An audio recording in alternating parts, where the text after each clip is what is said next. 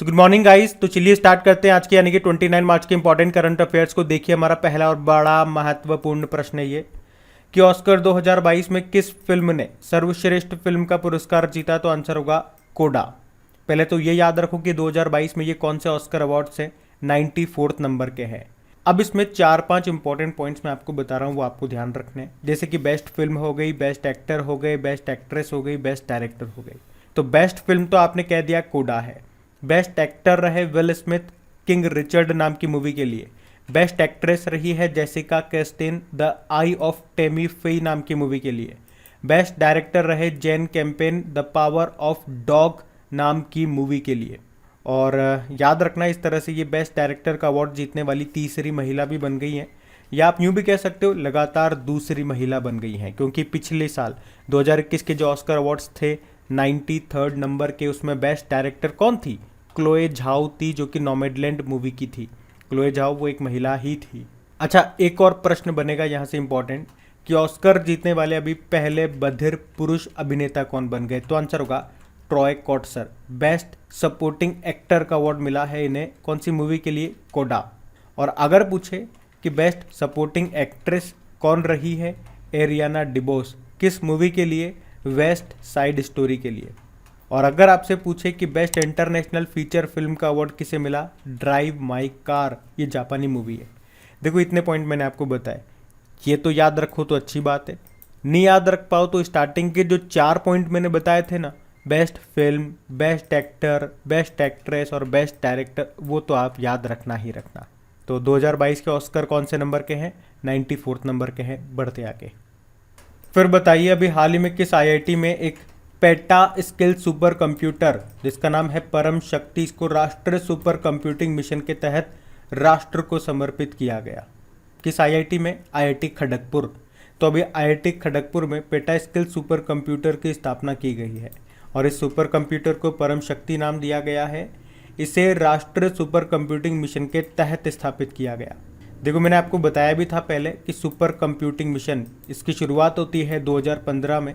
कब तक के लिए? 7 साल तक के लिए, यानी कि 2022 तक। उद्देश्य क्या है? 70 से ज़्यादा सुपर कंप्यूटर का निर्माण करना, उसका विकास करना। किसने शुरू किया? सीडेक ने। सीडेक यानी कि centre for development and advance computing, जिसका मुख्यालय आपको मिलेगा पुणे में।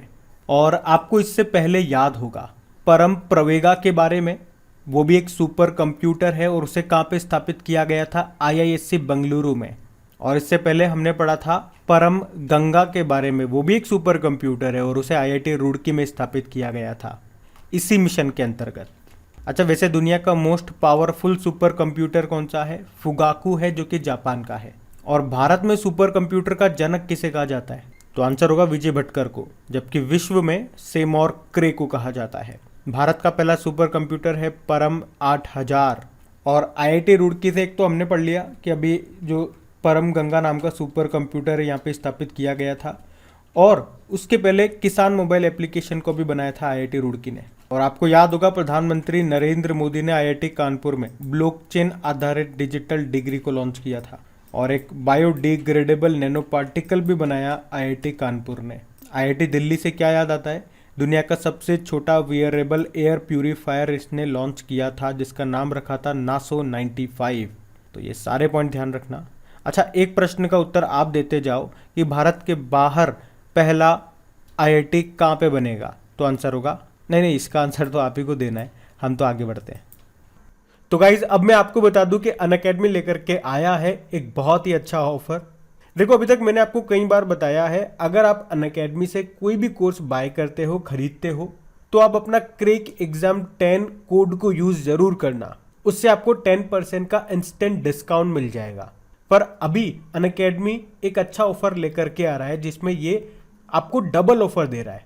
मतलब 10% का पहले इंस्टेंट डिस्काउंट देता था, अब ये 20% का डिस्काउंट कर दिया गया। मतलब डबल फायदा आप लोगों को मिलेगा। तो सबसे पहले तो आप डिसाइड कर लीजिए कि आप किस एग्जाम की तैयारी कर रहे हैं। ऑब्वियसली वो तो आपका डिसाइड होगा ही सही। जैसे कि सपोज आप बैंक एग्जाम की तैयारी कर रहे हैं और यहाँ से अनअकैडमी से आप कोई बैंक का कोर्स परचेज करते हैं, तो यूज़ कीजिए अपना कोड क्रैक एग्जाम 10 और आपको इंस्टेंट 20% का डिस्काउंट मिलेगा। इस ऑफर का लिंक आपको नीचे डिस्क्रिप्शन में मिल जाएगा। जैसे आप डिस्क्रिप्शन में जाएंगे उस लिंक पे क्लिक करेंगे तो आप डायरेक्ट वहाँ पे पहुँच जाएंगे। कोड याद रखना क्रेक एग्जाम 10। अभी हम बढ़ते आगे। बताइए अभी हाल ही में मानसिक स्वास्थ्य के क्षेत्र में जागरूकता के लिए किसे टाइम मैगजीन अवार्ड से सम्मानित किया गया? तो आंसर होगा दीपिका पादुकोण को। तो दीपिका पादुकोण इनको मानसिक स्वास्थ्य के क्षेत्र में जागरूकता के लिए टाइम 100 इम्पैक्ट अवार्ड 2022 के विजेताओं में चुना गया। एक्चुअली में ये जो अवार्ड है ये उन लोगों को दिया जाता है जो अपनी पहचान का इस्तेमाल लोगों के बेहतर भविष्य बनाने के लिए कर रहे हैं। दीपिका ने भी मेंटल हेल्थ के क्षेत्र में बहुत काम किया है जिसके लिए उन्हें यह अवार्ड मिला है। आलिया भट्ट की बात करें तो पेटा नाम सुना होगा, people for the ethical treatment of animal.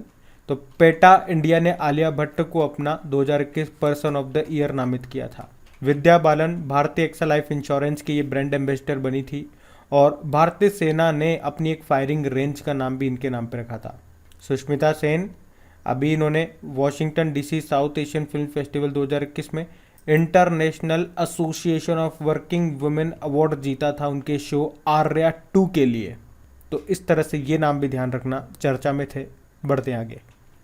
फिर बताइए अभी हाल ही में विश्व रंगमंच दिवस कब मनाया गया? तो आंसर होगा 27 मार्च को। तो हर साल 27 मार्च को वर्ल्ड थिएटर डे के रूप में मनाया जाता है। उद्देश्य क्या है? दुनिया भर में थिएटर या नाटक कला के महत्व के प्रति लोगों में जागरूकता पैदा करना। अच्छा, मार्च का इंपॉर्टेंट डे है तो एक बार रिवाइज करते हैं मार्च के सभी इंपॉर्टेंट डेज को। अगर आपको याद है तो साथ में बोलते हुए चलना। देखो, 1 मार्च को विश्व नागरिक सुरक्षा दिवस मनाया था। 1 मार्च को ही शून्य भेदभाव दिवस, जीरो डिस्क्रिमिनेशन डे मनाया। 2 मार्च को सिविल लेखा दिवस, सिविल अकाउंट्स डे। 3 मार्च को विश्व वन्य जीव दिवस, वर्ल्ड वाइल्ड लाइफ डे। 3 मार्च को ही वर्ल्ड हियरिंग डे होता है। 4 मार्च को विश्व मोटापा दिवस, वर्ल्ड ओबेसिटी डे। 4 मार्च को ही राष्ट्रीय सुरक्षा दिवस मनाया। 7 मार्च को जन औषधि दिवस मनाया और 7 मार्च को ही विश्व टेनिस दिवस मनाया। 8 मार्च को अंतर्राष्ट्रीय महिला दिवस। 9 मार्च को धूम्रपान निषेध दिवस। 10 मार्च को वर्ल्ड किडनी डे मनाया था जो कि मार्च के दूसरे गुरुवार को होता है। 10 मार्च को ही अंतर्राष्ट्रीय महिला न्याय दिवस, इंटरनेशनल डे ऑफ वुमेन जज के रूप में मनाया। और 14 मार्च को अंतर्राष्ट्रीय गणित दिवस मनाया।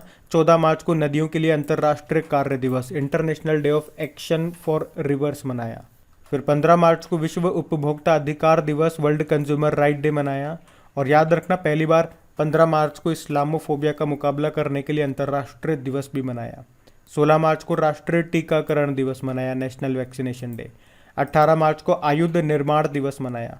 18 मार्च को ग्लोबल रिसाइकलिंग डे भी मनाया। फिर 20 मार्च को अंतर्राष्ट्रीय प्रसन्नता दिवस मनाया। 20 मार्च को ही विश्व मुख स्वास्थ्य दिवस मनाया। 20 मार्च को ही विश्व गौरैया दिवस, वर्ल्ड स्पैरो डे मनाया। 21 मार्च को भी काफ़ी इंपॉर्टेंट डेज होते हैं जैसे कि अंतर्राष्ट्रीय वन दिवस। 21 मार्च को ही नस्लीय भेदभाव के उन्मूलन के लिए अंतर्राष्ट्रीय दिवस होता है। 21 मार्च को ही वर्ल्ड डाउन सिंड्रोम डे होता है। 21 मार्च को ही विश्व कठपुतली दिवस होता है और 21 मार्च को ही विश्व कविता दिवस होता है। 22 मार्च को वर्ल्ड वाटर डे मनाया। 23 मार्च को विश्व मौसम विज्ञान दिवस मनाया। 24 मार्च को वर्ल्ड टीबी डे मनाया और 26 मार्च को अर्थ आर्ट डे मनाया। तो मार्च के सारे इंपॉर्टेंट डेज हैं और ये आपको याद भी होने चाहिए क्योंकि हर बार जब भी डे का क्वेश्चन आता है इसी तरह से मैं आपको सारे उस महीने के सारे इंपॉर्टेंट डेज को रिवाइज कराता हूँ और आपसे बोलता भी हूँ। अगर आपको याद है तो साथ साथ बोला करें। बोलने के पैसे नहीं लगते हैं बल्कि चीज़ें आपको और कंठस्थ याद होंगी। बाकी चीज़ें आपको याद करनी है नहीं करनी है वो आपके ऊपर है। अभी हम बढ़ते आगे। अच्छा बताइए अभी हाल ही में किसने विंग्स इंडिया 2022 में कोविड चैंपियन पुरस्कार जीता? तो आंसर होगा कोचीन इंटरनेशनल एयरपोर्ट लिमिटेड ने। तो कोचीन इंटरनेशनल एयरपोर्ट लिमिटेड ने विंग्स इंडिया 2022 में कोविड चैंपियन पुरस्कार जीता है।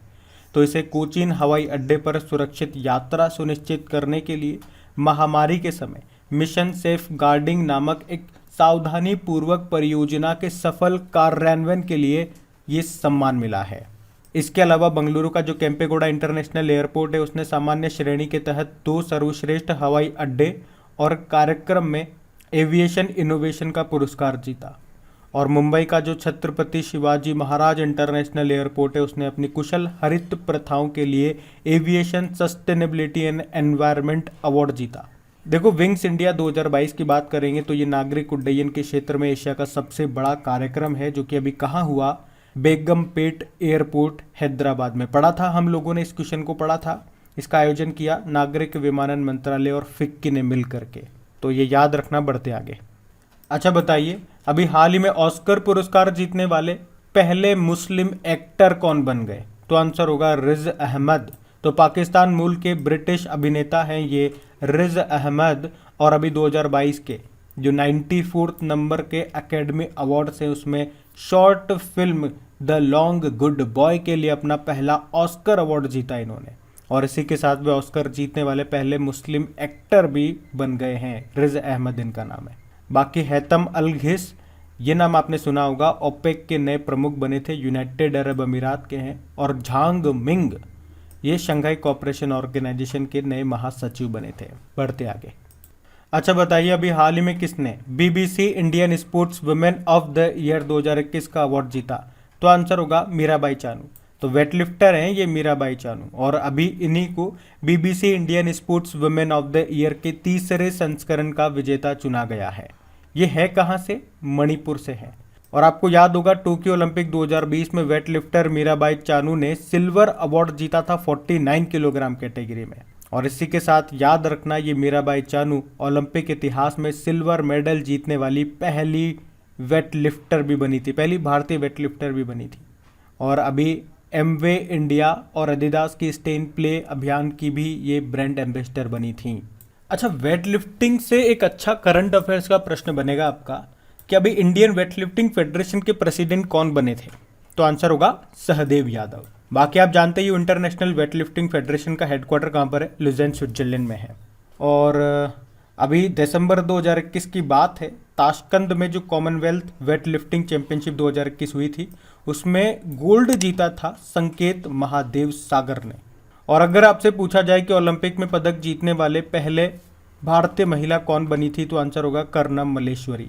अभी वैसे ये दिल्ली स्पोर्ट्स यूनिवर्सिटी की पहली वाइस चांसलर भी बनी है। वेटलिफ्टर हैं ये, और सन 2000 का जो सिडनी ओलंपिक था उसमें ब्रोंज जीता था इन्होंने। चलो एक प्रश्न का उत्तर आप देते हुए जाओ कि ओलंपिक में पदक जीतने वाले पहले भारतीय कौन बने थे। प्रश्न को ध्यान से सुनना, मैंने पूछा ओलंपिक में पदक जीतने वाले पहले भारतीय कौन बने थे, और इससे ऊपर वाले प्रश्न में मैंने आपको बताया था ओलंपिक में पदक जीतने वाली पहली भारतीय महिला कौन बनी थी। तो उत्तर दो, हम बढ़ते आगे। बताइए, अभी हाल ही में कल्याण ज्वेलर्स इंडिया लिमिटेड के बोर्ड में अध्यक्ष और स्वतंत्र गैर कार्यकारी निदेशक के रूप में किसे नियुक्त किया गया? तो आंसर होगा विनोद रॉय। तो अभी कल्याण ज्वेलर्स इंडिया लिमिटेड ने भारत के जो पूर्व नियंत्रक और महालेखा परीक्षक हैं, यानी कि कंट्रोलर एंड ऑडिटर जनरल, जिनका नाम है विनोद रॉय, उनको कंपनी का चेयरमैन और स्वतंत्र गैर कार्यकारी निदेशक नियुक्त किया है। बाकी माधवी पुरी बुच सेबी की पहली महिला अध्यक्ष बनी थी। T Raja Kumar financial action task force के प्रेसिडेंट बने, और दिनेश कुमार सकलानी एनसीईआरटी के डायरेक्टर बने। चलिए आप उत्तर दीजिए, अभी सीबीएसई के नए चेयरमैन कौन बने थे? हम बढ़ते आगे। अच्छा बताइए, मार्च 2022 में बीसीसीआई ने आईपीएल 2022 के उद्घाटन मैच के पहले किसे सम्मानित किया? तो आंसर होगा लवलीना बोरगोहान को। तो अभी 26 मार्च को बीसीसीआई ने आईपीएल 2022 के उद्घाटन मैच से पहले भारत की 2020 टोक्यो ओलंपिक स्टार लवलीना बोरगोहान को सम्मानित किया है। अच्छा, एक प्रश्न तो आपके लिए ये बन गया कि लवलीना बोरगोहान का संबंध किस खेल से है, ये बताओ। और इस प्रश्न में आपको मैं आगे बता दूं कि इनके अलावा भारत के जो पहले और एकमात्र ओलंपिक गोल्ड मेडलिस्ट हैं, नाम है नीरज चोपड़ा, उनको, और पुरुष हॉकी टीम के जो कप्तान हैं मनप्रीत सिंह, उनको भी सम्मानित किया गया। और टोक्यो ओलंपिक में भारत ने टोटल कितने मेडल जीते थे? 7 मेडल जीते थे, 1 गोल्ड, 2 सिल्वर, 4 ब्रोंज थे। बीसीसीआई जिसकी स्थापना होती है 1928 में, board of control for cricket in India, headquarter Mumbai में है, वानखेड़ा स्टेडियम। अध्यक्ष सौरव गांगुली हैं, 39 नंबर के हैं। सचिव हैं जय शाह। याद रखना, ये बढ़ते आगे। अच्छा बताइए, अभी हाल ही में किस संस्थान ने दुनिया का पहला वन्य जीव संरक्षण बॉन्ड जारी किया? तो आंसर होगा वर्ल्ड बैंक ने। तो अभी वर्ल्ड बैंक ने ब्लैक राइनो की लुप्त प्राय प्रजातियों के संरक्षण के लिए दुनिया का पहला वाइल्ड लाइफ कंजर्वेशन बॉन्ड जारी किया है। तो इसके तहत $150 मिलियन जुटाए गए हैं, और इन जुटाए गए पैसों का प्रयोग 2 दक्षिण अफ्रीकी रिजर्व में किया जाएगा। एक है एडो एलिफेंट नेशनल पार्क और दूसरा है ग्रेट रिवर नेचर रिजर्व। इन दोनों में ब्लैक राइनो यानी कि काले गेंडों की संख्या में वृद्धि और संरक्षण के लिए इस बॉन्ड का उपयोग किया जाएगा। देखिए, वर्ल्ड बैंक की बात करेंगे तो हेडक्वार्टर मिलेगा आपको वॉशिंगटन डीसी में। अध्यक्ष इसके डेविड मालपास है। और वर्ल्ड बैंक के शिक्षा सलाहकार कौन बने थे? रणजीत सिंह डिसाले। और अभी वर्ल्ड बैंक ने एक रिपोर्ट को जारी करना बंद भी कर दिया है। कौन सी report? Ease of doing business report को। तो याद रखना, ये बढ़ते आगे। चलिए बताइए, वित्त वर्ष 2021-22 में प्रति व्यक्ति आय के मामले में कौन सा राज्य टॉप पे था? तो आंसर होगा सिक्किम। तो दिल्ली के आर्थिक सर्वेक्षण 2021-22 के अनुसार प्रति व्यक्ति आय के मामले में पहले स्थान पे था सिक्किम, दूसरे पे गोवा और तीसरे पे दिल्ली था। इस सर्वे के अनुसार दिल्ली में वित्त वर्ष 2021-22 में प्रति व्यक्ति आय सालाना आधार पर 16.81% बढ़ करके 4,198 रुपीज़ हो गई है। दिल्ली में प्रति व्यक्ति आय राष्ट्र औसत से 3 गुना ज़्यादा है। तो याद रखना, ये बढ़ते आगे।